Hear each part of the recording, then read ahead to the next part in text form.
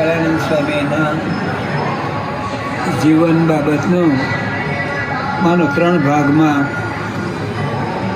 બ્રહ્મપ્રકાશ સ્વામીએ જે જીવન લખ્યું છે તે ખરેખર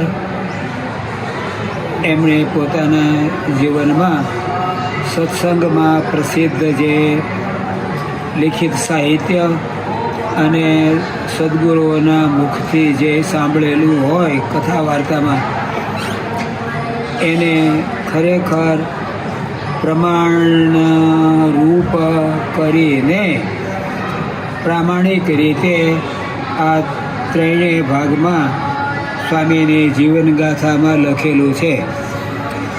સત્સંગમાં પૂજ્ય ગોપાળાનંદ સ્વામી એનું મહત્ત્વ મારા જેવા સામાન્ય માણસે ના મોઢેથી શું કહેવું.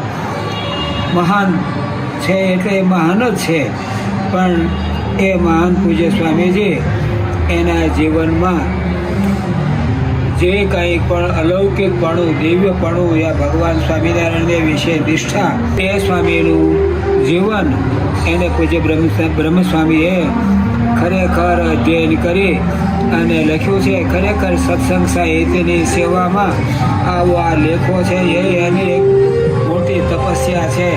ભગવાન આવી સેવા કરાવે અને એનું મંગળ